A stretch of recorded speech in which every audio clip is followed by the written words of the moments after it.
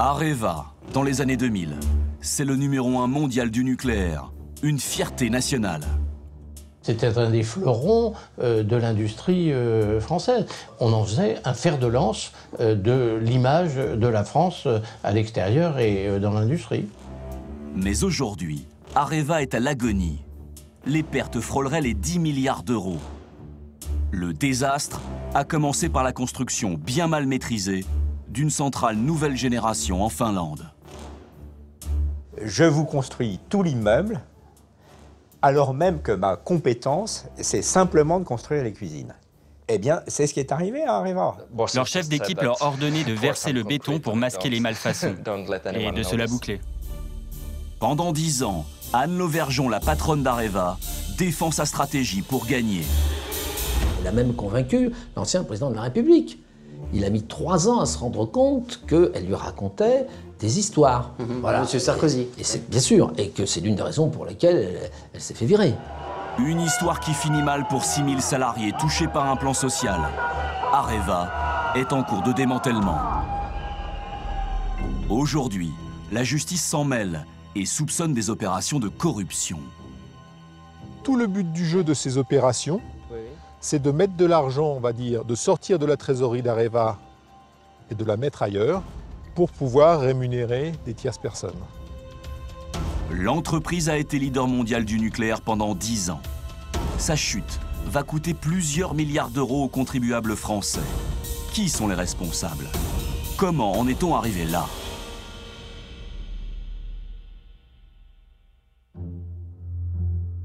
Mon enquête commence à Tchernobyl, là où s'est produite la plus grande catastrophe nucléaire d'Europe et le premier fiasco d'Areva. La zone est toujours contaminée. J'ai pu obtenir une autorisation spéciale pour y pénétrer. Nous arrivons à Pripyat, la ville fantôme, là où habitaient les employés du site nucléaire. Abandonnée en urgence le lendemain de l'accident par ses 20 000 habitants, la ville ressemble aujourd'hui à un musée de l'ère soviétique.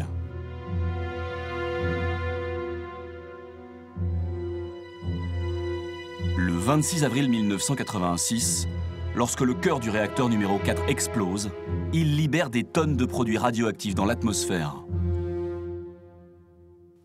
31 de ces hommes, les liquidateurs victimes d'irradiation, mourront dans les jours qui suivent.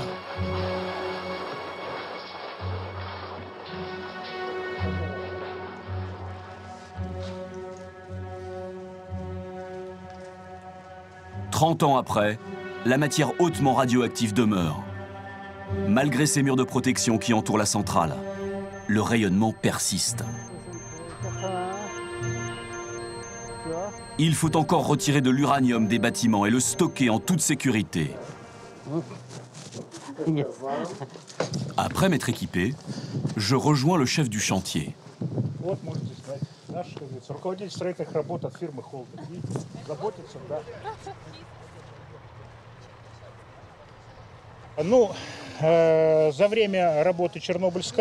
L'essentiel du travail que nous avons à faire sur ce site de Tchernobyl, c'est de retirer les 20 000 tubes de combustible nucléaire des centrales pour les stocker dans des lieux sûrs et surtout pour le long terme. Et c'est dans ce bâtiment que doivent être préparées ces barres de combustible avant d'être stockées. Pour cette mission en 1999, l'Ukraine choisit Framatome, l'ancêtre d'Areva. L'entreprise française a construit cet imposant bâtiment et une série d'alvéoles en béton pour conditionner et confiner les barres de combustible très radioactives. Un dispositif conçu normalement pour durer au moins 100 ans. Mais lorsque nous arrivons sur place, il n'y a aucun Français. L'ingénieur en chef parle anglais et il travaille pour une société américaine. Toute l'unité de stockage, c'est une technologie Holtec? Oui, les conteneurs sont faits par Holtec et le système de séchage aussi. Vous savez qui était là avant? Oui, Areva. Le chef de chantier voudrait changer de sujet, mais j'insiste. Pourquoi Areva a arrêté? Parce qu'ils sont français. Non, je vous taquine. En fait, ils ne maîtrisaient pas la technologie et ils ont dû arrêter le chantier en 2003. Après avoir travaillé sur place pendant 4 ans, Areva a été définitivement écarté du chantier. Que s'est-il passé? C'est assez rare. Nous allons rencontrer le grand patron du site de Tchernobyl. Nous patientons avec le chargé de communication. Voici le grand patron, Igor Gramotkin. L'interview a lieu dans une grande salle de conférence. Le style soviétique n'a pas changé. Aujourd'hui, l'Ukrainien semble avoir oublié les déboires d'Areva à Tchernobyl. En Europe, on dit souvent que les ingénieurs allemands ou américains sont très bons. Personnellement, je peux vous dire que les Français sont vraiment de très haut niveau, avec des connaissances technologiques très pointues. Et ils sont à l'avant-garde des nouvelles technologies. À l'entendre, les Français sont d'authentiques champions du nucléaire. Pourtant, à lire des documents internes ukrainiens que nous nous sommes procurés, le grand patron Igor Gramotkin a été l'un des premiers à dénoncer en 2006 l'incapacité d'Areva à remplir ses engagements. Monsieur Gramotkin a souligné que l'incompétence du prestataire Areva est directement démontrée. Il a sous-estimé les difficultés techniques parce qu'il n'avait pas l'expérience suffisante. Je montre ce rapport à Igor Gramotkin. Il relativise. Vous avez écrit cela à l'époque.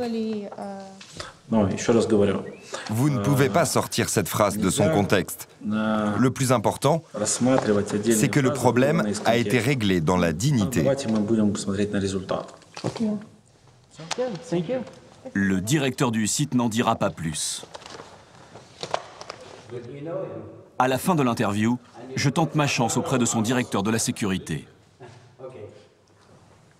Monsieur Gramotkin nous a interdit de parler de ça. L'homme finit par nous donner ses raisons. L'État français est le plus gros contributeur financier pour la décontamination de Tchernobyl. Impossible pour lui de critiquer Areva. Nous ne souhaitons pas rappeler ces erreurs du passé. La France est aujourd'hui un grand soutien financier pour l'Ukraine. Mais alors pourquoi Areva, le champion du nucléaire, s'est-il fait sortir de ce chantier? Pour avoir la réponse, je me rends à Kiev, la capitale. Rendez-vous au siège du Comité national de l'énergie atomique.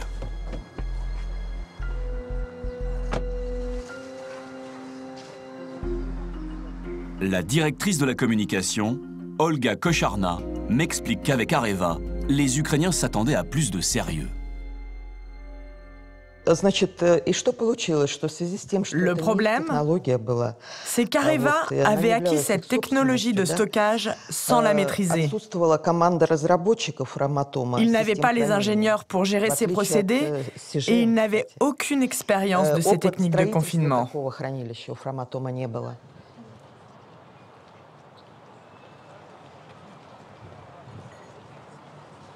Selon Artem Belouzov, un journaliste ukrainien qui a enquêté sur les déboires d'Areva, l'entreprise a commis des erreurs grossières.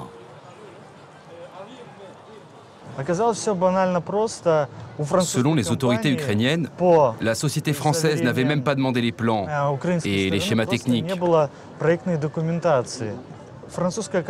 L'entreprise française avait fait de grosses erreurs lors de la construction des unités de stockage. Et on dit même que le diamètre des unités de stockage ne correspondait pas avec les containers à combustible.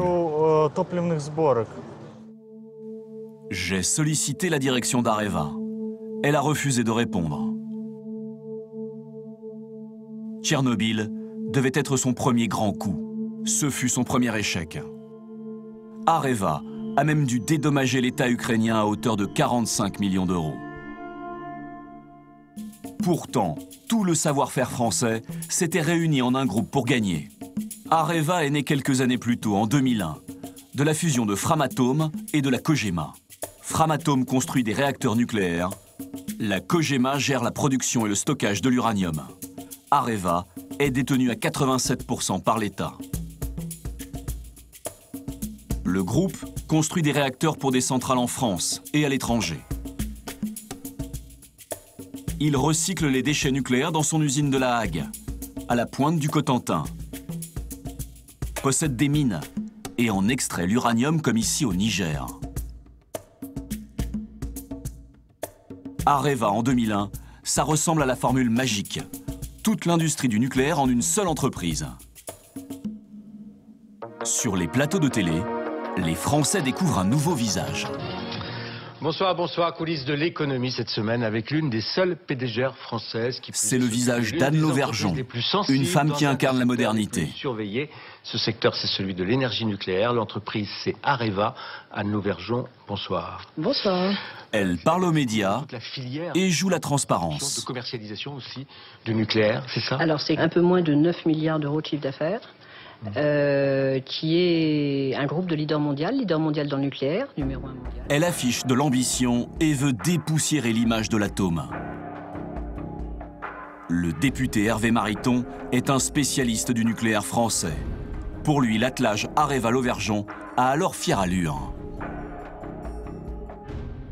Il y a clairement, au moment de la création d'Areva, mais c'est resté, ça reste, je souhaite que cela reste, il y a une fierté autour d'un atout industriel de notre pays. Dans les champs de compétitivité de la France, de la fin du XXe, du début du XXIe siècle, il y a assurément l'industrie nucléaire. Je vais essayer d'élaborer... Une industrie nucléaire qu'Anne Lauvergeon défend bec et ongle sur les plateaux de télévision. Tous les sujets, par définition, on a faux, on a tort, on est mauvais. Alors bon, je crois que c'est quand même un petit peu facile comme critique. Alors, je vais essayer... Anne Lauvergeon a une conviction. Le nucléaire français est et sera le numéro 1 mondial pour longtemps. Pour remporter ce défi, la patronne a un projet inédit. Construire des centrales de nouvelle génération. L'EPR, plus sûr et plus puissant. En 2003, l'entreprise décroche la première commande d'une centrale EPR, en Finlande, achetée par un groupement privé, TVO. Un contrat qui va se refermer sur Areva comme un piège. 13 années se sont écoulées. Areva est toujours en Finlande, embourbé dans son projet. Je profite d'un voyage de presse pour me rendre sur place. Hello. Nice to see you. À 350 km à l'ouest d'Helsinki, nous sommes perdus en pleine nature. Nous traversons une forêt très ancienne qui fait partie du parc national. Nous arrivons sur le site d'Olkiluoto, qui abrite la centrale construite par Areva. Premier constat, le fameux EPR est toujours en travaux.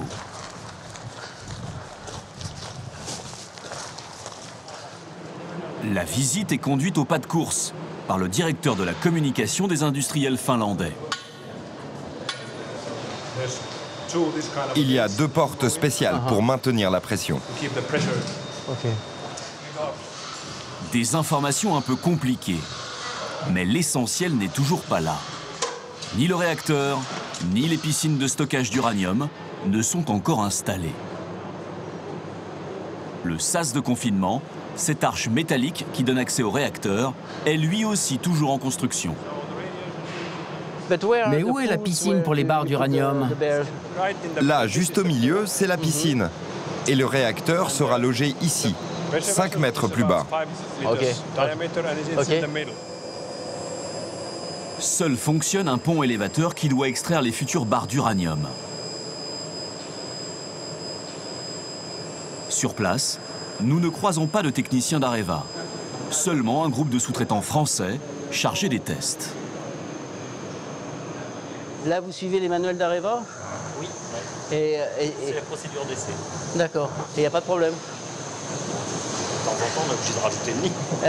Oui, c'est normal ça, ouais. Et ça se passe bien avec les gens de TVO et tout ça ici? Ouais. Ça fait longtemps que vous êtes là? Ça fait longtemps qu'on a commencé, ouais. Bah, ça a commencé il y a 12 ans, oui. Ah, on est venu pour la première fois en 2011. D'accord. Ok, merci. Hein. Les ouvriers travailleront au minimum jusqu'en 2018. Un retard de 9 ans. Le non-respect des engagements d'Areva a provoqué de vives tensions.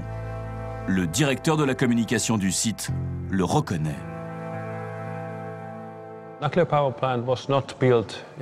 On n'avait pas construit de centrale en Europe depuis 15 ans. Donc on manquait d'expérience sur les délais de construction. Et on a cru en Areva. Ça ne fait aucun doute qu'on doit nous livrer la centrale le plus vite possible. On en a besoin. Cela génère des coûts. Il nous faut notre propre électricité. On en a besoin en Finlande parce qu'aujourd'hui, on en importe beaucoup. Il y a un vrai manque. Donc, il nous faut cette centrale.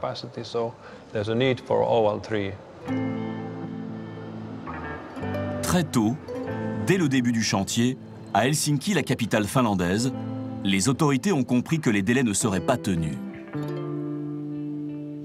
Le directeur de l'énergie au ministère de l'économie suivait de très près le dossier.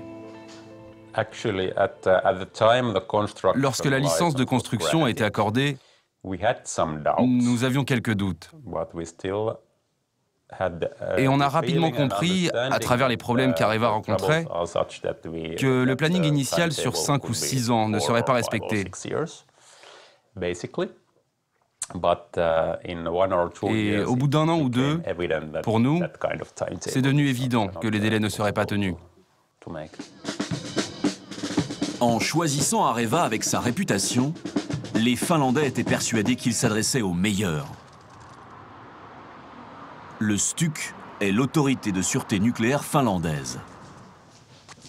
J'y retrouve sa directrice de la sécurité. Elle a supervisé le dossier Areva et elle m'explique pourquoi les Français n'étaient pas prêts. La première raison, c'est que ni les plans de construction, ni les schémas n'étaient encore prêts. Et pour les réaliser, ça a pris beaucoup de temps. C'est aussi que les entreprises liées à Areva n'avaient pas l'expérience de la construction de ce nouveau type de centrale. À Paris, Areva refuse de s'exprimer. Mais l'ancien directeur de la sécurité d'Areva a accepté de me rencontrer. À entendre Thierry Darbonneau, les exigences des Finlandais étaient exagérées. Les Finlandais ont été pris de court par ce que leur exigence de sûreté allait imposer comme capacité de les obtenir. Comme à chaque étape, vous dites que l'autorité de sûreté de Finlande veut valider chaque pompe, chaque chose comme ça, l'une après l'autre, il y a un moment où, OK, on vous donne les dossiers, et il y a un moment où les dossiers s'empilent. D'où les retards selon le Français. À Helsinki, c'est un argument que rejette en bloc l'autorité de sûreté nucléaire finlandaise. Nous appliquons juste les règles et les procédures que l'Agence internationale de l'énergie atomique nous impose. Nous ne faisons que les transcrire dans la réglementation finlandaise et européenne.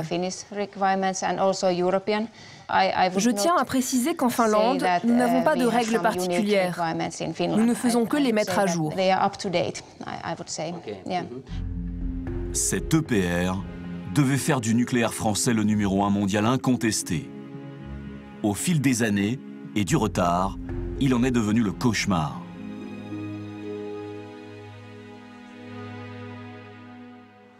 Pour la première fois, Areva a tout voulu gérer. Construire le réacteur, mais aussi intégrer les turbines, les alternateurs et superviser la construction du bâtiment pour abriter l'ensemble. Il a fallu aussi coordonner des dizaines de sous-traitants. L'ambition d'Areva était-elle démesurée? Un homme en est sûr. Dominique Vignon a porté le projet EPR dans les années 90. Pour lui, Areva a trop promis à ses clients. Un clé en main intégral, c'est je vous construis tout l'immeuble, alors même que ma compétence, c'est simplement de construire les cuisines. Eh bien, c'est ce qui est arrivé à Areva. Areva, il sait faire la chaudière nucléaire et il a dit, je vais tout vous construire, y compris ce que Areva ne sait pas faire. On a sous-estimé la complexité d'un chantier. Et donc... Et pourquoi? Comment vous expliquez ça? Parce qu'on en avait perdu l'expérience. Et la difficulté, c'est qu'on avait perdu la pratique des très gros projets, très lourds, et que d'habitude, c'était EDF qui était le maître d'œuvre, et Areva avait la connaissance de l'îlot nucléaire. Malgré ce manque d'expérience, pour la première fois, Areva prend le risque de construire une centrale seule, en Finlande. Mais au bout d'un an, le groupe français n'arrive pas à tenir les délais et doit appeler Bouygues à la rescousse. Elle demande aux champions français du BTP de reprendre toute la maîtrise des travaux. Areva pense avoir trouvé la solution. Jusqu'à ce que Greenpeace s'en mêle. En 2007, l'ONG anti-nucléaire organise une opération spectaculaire pour alerter l'opinion publique sur les failles du chantier et les dangers pour la sécurité.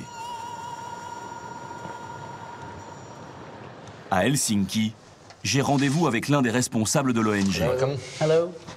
Juha Aroma a convaincu des ouvriers de témoigner contre Bouygues et ses sous-traitants. Ils ont accepté de nous parler car ils étaient très frustrés du fait qu'ils avaient essayé de tirer la sonnette d'alarme concernant les problèmes de construction, mais que personne ne les écoutait. Et dans certains cas, ils se sont même plaints que quand ils décrivaient un défaut de construction, leur chef d'équipe leur ordonnait de verser le béton pour masquer les malfaçons et de se la boucler. Le militant nous montre des extraits de ces témoignages. Les ouvriers ont rapporté que le ferraillage du béton qui entoure le réacteur était mal installé, parfois même absent, et qu'on leur avait ordonné de masquer ces anomalies en les recouvrant de béton. Et un peu plus loin dans le rapport... Les bétonneuses arrivaient les unes derrière les autres et nous injections le béton alors même que le ferraillage n'était pas terminé. Tout cela se faisait dans l'urgence. Le rapport de Greenpeace fait scandale en Finlande. Le chantier est suspendu quelques semaines. Les Finlandais demandent à Areva de refaire certains travaux réalisés par Bouygues. Les retards s'accumulent. Nous avons tenté de joindre Bouygues à propos des dérives du chantier de l'EPR en Finlande. Voici la réponse du constructeur. Merci d'avoir pris la peine de nous contacter. Nous ne pourrons pas donner une suite favorable. Nous ne souhaitons pas faire de commentaires sur le sujet.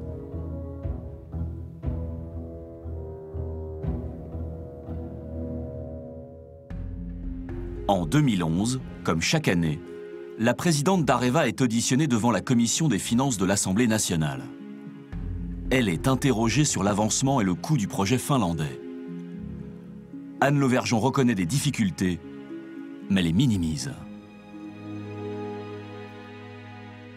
On avait vendu ce prototype, alors c'est vrai qu'il y a une partie des retards, je le dis, qui sont de notre fait. Il y a une partie des retards qui sont liés aux clients. Le coût, alors donc on l'a vendu pour 3 milliards d'euros. Le coût final du projet est aux alentours de 5. Et nous avons entièrement tout provisionné. L'EPR, malgré tout ce qu'on a dit sur lui, est un réacteur qui est effectivement très constructible et rapidement constructible. Depuis cette audition, 5 années se sont écoulées. L'EPR n'est toujours pas terminé et la facture s'alourdit. L'origine du fiasco remonte à la signature du contrat. Dès le début, l'entreprise a sous-estimé le coût et le prix de vente de la centrale, 3 milliards d'euros. Trop peu pour un tel projet, estime celui qui dirigeait à l'époque le service juridique d'Areva. Pour Maurice Bensadoun, brader l'EPR pour battre la concurrence, c'était un risque. Le prix, d'abord et avant tout, qui a été un prix au ras des pâquerettes. Parce que les instructions ont été données de prendre l'affaire, voilà. Et on a fait les gestes qu'il fallait pour l'avoir. Alors effectivement, si vous regardez ça, vu le niveau de provision maintenant, on doit être à 9 ou 10 milliards, bon, c'est pas un succès financier, c'est ce que vous voulez me faire dire. Donc, c'est le moins qu'on puisse dire. Aujourd'hui, la perte sèche pour Areva avec son EPR finlandais, 6 milliards. Mais entre surcoût des travaux et indemnités réclamées par les Finlandais, c'est 10 milliards au minimum que l'EPR pourrait coûter à Areva et donc à l'État français. Le député Charles de Courson, membre de la Commission des finances, est un spécialiste des comptes des entreprises publiques. Il accuse la direction d'Areva d'avoir trompé son monde. C'est toujours la même histoire, c'est-à-dire qu'on vous explique qu'on a un produit génial et que même si on le vend à perte sur les premiers exemplaires, il va y avoir un tel succès de ce produit qu'on va se retourner. Et qu'il faut, c'est un élément de démonstration. Vous voyez, mais un élément de démonstration dans lequel on vend un bien qui, in fine, au tiers de son prix de revient, c'est incroyable. C'est ce qu'on appelle à la Cour des comptes le coefficient pi. C'est-à-dire, on part sur un projet estimé à 100 et on finit à 314. Vous voyez? Et bien là, on est à peu près au coefficient pi. Dans l'esprit du député, la responsable est bien identifiée. C'est Anne Lauvergeon. Celle qui a dirigé l'entreprise, de sa création en 2001 jusqu'en 2011, a un CV de rêve. À 31 ans, elle est nommée conseiller à l'Élysée sous François Mitterrand. 2 ans plus tard, nouvelle promotion. À 33 ans, elle occupe dans le bureau mitoyen du président de la République une place très convoitée. À la fois secrétaire générale adjointe de l'Élysée et Sherpa, entendez représentant personnel du chef de l'État pour la préparation de ses sommets annuels. Une réelle expérience du pouvoir. Mais pour Dominique Vignon, cela ne fait pas d'elle une capitaine d'industrie. À ma connaissance, elle n'a jamais pratiqué le métier d'ingénieur. Elle est ancienne élève de l'École normale supérieure, donc c'est plutôt une scientifique de formation. Je crois qu'elle a une agrégation de physique, ce qui est éminemment respectable. Et puis ensuite, quand elle est rentrée dans la vie professionnelle, elle est rentrée directement à l'Élysée.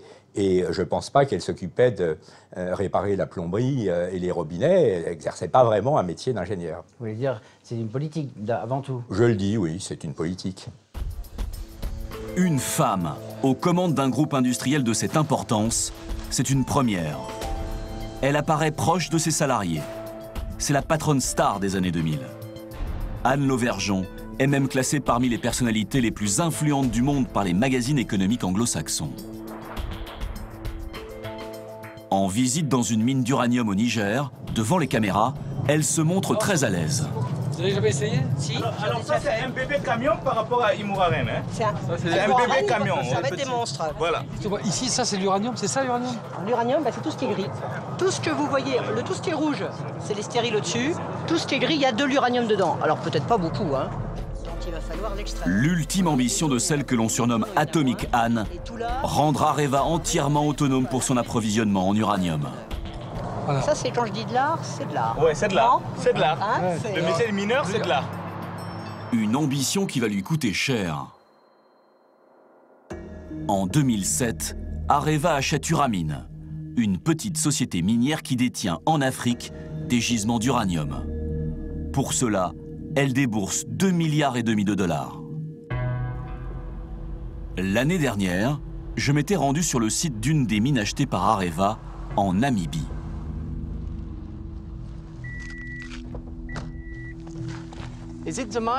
C'est bien la mine d'Areva ici? Oui. Et elle fonctionne? Non, pas encore. Et il y a des gens qui travaillent ici? Non, il n'y a personne. Thank you. Have a good day. Je n'avais rien filmé d'autre que cette guérite perdue en plein désert. Puis j'étais remonté en République centrafricaine, vers Bakouma, l'autre site minier acheté par Areva. Bonjour monsieur. Bonjour. C'est les locaux d'Areva ici, hein, c'est ça? Ils ont quitté depuis. Depuis combien de temps? Ça fait plus d'un an. D'accord. Namibie, Centrafrique, Afrique du Sud. Aucune de ces mines n'est en exploitation aujourd'hui. 2,5 milliards de dollars partis en fumée.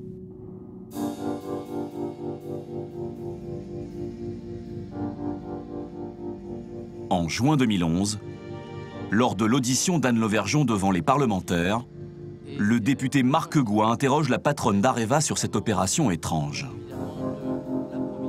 En 2007, Areva s'est porté acquéreur d'une entreprise qui s'appelle Uramine. Je crois savoir qu'il n'y a pas encore un tonnage d'uranium qui est sorti de cette opération. Voilà un certain nombre de questions. Merci, Madame la Présidente. Anne Lauvergeon ne se montre guère précise. En ce qui concerne Uramine, nous avons acheté 3 gisements. Un gisement, alors je dis gisement puisque en fait, c'est des gisements qu'il faut mettre en mine, transformer ces gisements en exploitation pratique. Voilà, donc le sujet est tout à fait classique. Pas si classique. En 2014, la Cour des comptes est très sévère sur la façon dont Uramine a été acheté par Areva. L'affaire Uramine laisse apparaître des fautes individuelles ou des manquements, voire de la dissimulation. La justice s'empare de l'affaire. Elle est aujourd'hui instruite au pôle financier de Paris par le juge Renaud Van Ruynbeck. Sur les 2,5 milliards de dollars déboursés par Areva, une grosse partie se serait volatilisée. Vincent Crouzet est l'auteur d'un livre de fiction sur Areva. Cet homme, bien renseigné, a été entendu comme témoin par la justice. Selon lui, l'argent versé par Areva n'aurait pas seulement atterri dans la poche des vendeurs d'Uramine. Les vendeurs eux-mêmes avouent n'avoir touché que 670 millions de dollars sur ces 2 milliards 490 millions. Ils disent qu'ils n'ont touché que 600 millions sur les 2 milliards. Entre 600 et 700 millions. Donc là, il existe ce qu'on pourrait appeler du gras, quelque part, donc à peu près 1 milliard 800 millions. Donc il existe vraisemblablement des paquets d'actions qui ont été constitués en amont et qui ont permis de constituer des sommes d'argent considérables qui auraient pu alimenter une caisse noire, effectivement, chez Areva à ce moment-là, à des fins plus tard de corruption. Une caisse noire de plusieurs centaines de millions de dollars aurait-elle servi à gagner des contrats sur les marchés du nucléaire? Sur les rives du lac Léman, un enquêteur en a la certitude.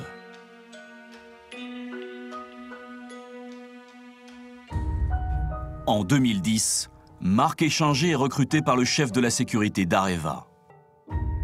Thierry Darbonneau voulait déjà à l'époque enquêter sur l'opération Uramine. Pour ce détective privé, l'argent aurait servi à corrompre des dirigeants sud-africains afin qu'ils achètent des centrales nucléaires. Vous voulez vendre 12 EPR, on parle du contrat du siècle, 80 milliards de dollars à l'Afrique du Sud. Si vous arrivez à faire ça sans verser un petit pot de vin, vous êtes très fort. L'accusation a déjà été évoquée en 2012 par le Mail and Guardian, un grand quotidien sud-africain. La société para-étatique française Areva semble avoir essayé de corrompre pour vendre ses centrales à l'Afrique du Sud. Interrogé par le journal, Areva avait alors démenti. Nous n'avons pas l'intention de rouvrir un débat sur ce sujet qui a provoqué une agitation médiatique intense en ce début 2012. Notre seule priorité est la relance de l'entreprise.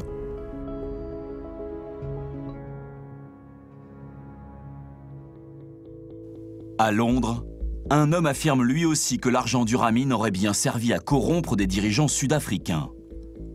Il s'appelle Saifi Durbar. J'avais rencontré cet homme d'affaires pakistanais il y a 1 an. Il avait conseillé la République centrafricaine au moment du rachat d'un des 3 gisements d'Uramine en Afrique et avait enquêté sur la répartition des fonds. Lorsque vous êtes en affaire avec des entreprises telles qu'Areva, il faut tout connaître de la partie adverse, tout. Comme je devais tenir le président informé, il me fallait connaître toute la vérité. Aussi, j'ai engagé 2 ou 3 sociétés d'enquête.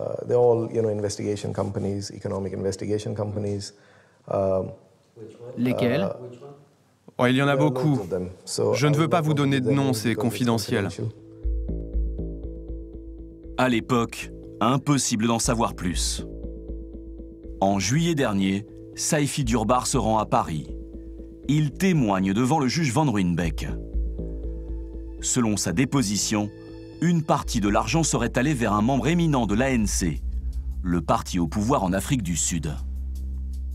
J'ai entendu dire que Tokyo Sexwale, riche homme d'affaires proche de l'ANC en Afrique du Sud, aurait également perçu 210 millions de dollars via un compte ouvert à la Commercial Bank of Bermuda, aux Bermudes. Les comptes de Tokyo Sexwale ayant bénéficié des 200 millions auraient fonctionné dans 2 banques à Johannesburg, la Standard Bank et la Nedbank. Des accusations précises formulées devant un juge français. Cet argent serait passé par Toronto, où a eu lieu la transaction sur Uramine. Ensuite, la somme aurait transité vers un paradis fiscal des Caraïbes, aux îles Caïmans. Puis une partie aurait été envoyée aux Bermudes. Et de là, 200 millions de dollars auraient abouti selon Saifi Durbar en Afrique du Sud, sur les comptes de Tokyo Sexwale. Cet homme n'est pas un inconnu pour le grand public. Tokyo Sexwale est l'un des 5 candidats à la présidence de la FIFA. Vincent Crouzet a passé de nombreuses années en Afrique du Sud. Il n'est pas surpris de retrouver ce personnage dans cette affaire. D'abord, il a accès aux très hautes autorités sud-africaines, puisque lui-même a été un militant de très haut niveau de l'ANC. Il conseille le président Thabo Mbeki à l'époque, en 2007, notamment sur toutes les opérations minières et énergétiques. C'est quelqu'un qui est spécialisé notamment, qui a fait sa fortune dans les mines. Donc il n'est pas du tout étonnant de retrouver Tokyo Sexwale dans la boucle Uramine. J'ai tenté de contacter Tokyo Sexwale via son chargé de communication. Bonjour, puis-je vous aider? Je cherche à joindre monsieur Tokyo Sexwale. Oui. Un témoin a accusé devant la justice française monsieur Sexwale d'avoir touché des commissions sur un marché de centrales nucléaires. Donc vous réalisez un documentaire et vous voulez parler avec lui. Je reviens vers vous, monsieur. Pour toute réponse, nous devrons nous contenter d'un mail de son avocat.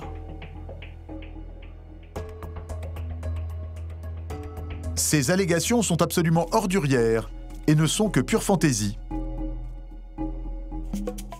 Au-delà des soupçons de corruption, Areva n'a jamais réussi à vendre un seul EPR en Afrique du Sud. Le marché mirifique des 12 centrales a été annulé par le gouvernement sud-africain. À sa naissance, Areva devait propulser le nucléaire français au zénith. 15 ans plus tard, il n'est plus question que de survie. Reprenons la facture. L'EPR en Finlande coûte déjà 6 milliards d'euros de plus que prévu. Uramine, c'est 3 milliards partis en fumée. Dans les comptes d'Areva, la note pourrait encore s'alourdir. Ce sont les contribuables français qui vont devoir payer l'addition. C'était pourtant de la responsabilité de l'État de stopper l'hémorragie financière d'Areva. L'affaire Areva va coûter entre 15 et 20 milliards d'euros. C'est une somme énorme, donc c'est un scandale d'État. Les pertes. C'est nos concitoyens, c'est le peuple français qui était propriétaire de l'essentiel de tout cela. Bien. Donc quand vous voyez une telle perte, vous vous posez immédiatement la question, mais comment les différentes sécurités, c'est-à-dire les contrôles externes, les cabinets ministériels, les ministres, comment ils ne sont pas intervenus beaucoup plus tôt? Pour le rapporteur de la Commission des Finances, Hervé Mariton, la réponse est simple. L'État n'est pas taillé pour cette mission. Quand l'entreprise publique est très importante, à la fois son rôle, sa définition stratégique, la dimension financière dont il s'agit, la complexité de l'objet, est-ce que l'État a véritablement la compétence, la capacité humaine à assurer pleinement son rôle et son rôle d'actionnaire? La réponse est non. Le résultat pratique, c'est que l'État n'exerce pas de contrôle sur une entreprise telle que Areva, avec un dirigeant ayant une personnalité aussi forte, aussi brillante quelque part que Madame Lauvergeon. De même que l'État n'a pas exercé de contrôle sur France Télécom à la grande époque et sur un certain nombre d'autres entreprises publiques qui ont été au désastre. Donc elle fait ce qu'elle veut. Elle a fait assez largement ce qu'elle a voulu pendant 10 ans. Anne Lauvergeon a été nommée par Lionel Jospin sous la présidence de Jacques Chirac. Pour garder sa liberté d'action, elle a toujours su cultiver ses amitiés politiques au plus haut niveau. Je crois que Anne Lauvergeon a fait sauter tous les systèmes de régulation déjà bien faibles du capitalisme d'État à la française. Voilà, parce qu'elle avait ses entrées politiques. Deuxièmement, elle faisait partie de ce qu'on appelle les grands corps de l'État, hein, de ce que d'aucuns appellent la haute aristocratie de la République française. Pour Anne Lauvergeon, l'heure de la sanction finit par sonner. À l'été 2011, le président Sarkozy met fin à ses fonctions. Il était temps, selon le député de Courson.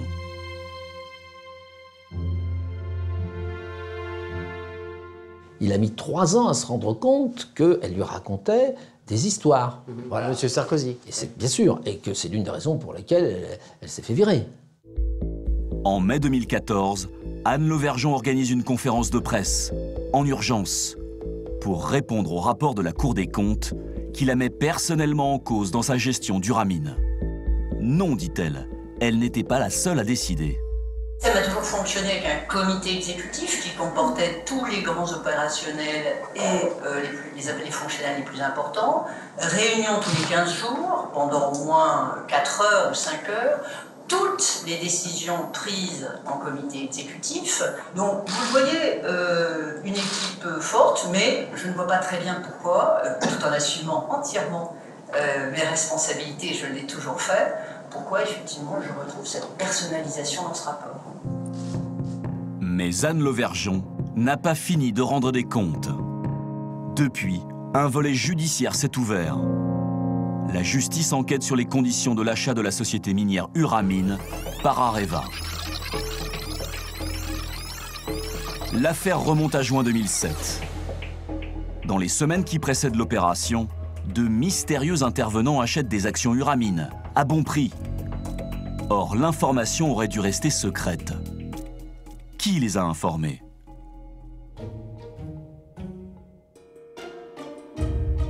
L'organisme anti-blanchiment Tracfin, qui dépend de Bercy, s'est particulièrement intéressé à l'un des acheteurs, un certain Olivier Frick. Olivier Frick n'est autre que le mari de l'ex-patronne d'Areva. Les voici ensemble dans le parc de leur propriété de la Sarthe.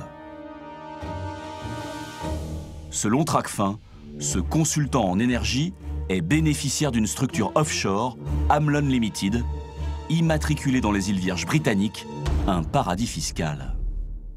Entre le 18 mai et le 12 juin 2007, Amlon achète 326 000 actions Uramine, puis les revend à la veille du rachat par Areva. Bénéfice, près de 300 000 €. La conclusion de Tracfin est sans ambiguïté. Ces faits pourraient être constitutifs d'un délit d'initié. Olivier Frick a-t-il obtenu une information confidentielle auprès de son épouse Anne Lauvergeon? L'ancienne patronne d'Areva et son mari ont été entendus par la brigade financière. Leur domicile perquisitionné. L'enquête continue. On est en plein mensonge, je veux dire. Aujourd'hui, les gens se protègent par le mensonge. Les agendas judiciaires sont très longs, les procédures sont très longues et on est en pleine impunité. Ni Olivier Frick, ni Anne Lauvergeon n'ont souhaité répondre à mes questions. Aujourd'hui, Anne Lauvergeon a créé un cabinet de conseil et dirige la commission Innovation, un organisme d'État. En mars 2014, elle a été élevée au grade d'officier de la Légion d'honneur par le président Hollande. Et le 8 janvier dernier, lors du dîner des amis de François Mitterrand à l'Élysée, Anne Lauvergeon trônait, selon le journal Le Parisien, à la place d'honneur, juste en face du président de la République. Pendant ce temps, pour Areva, c'est la débâcle. Nos emplois perdus du Tricastin, nos emplois perdus de Bagnols-sur-Cèze, nos emplois perdus de l'Aille. L'entreprise doit être démantelée. Une des branches est en train d'être achetée par EDF. 6000 postes sont menacés. En décembre 2015, l'entreprise a fini par se porter partie civile dans le cadre de l'enquête judiciaire sur le dossier Uramine. Pour le nucléaire français, les rêves de grandeur se sont définitivement envolés.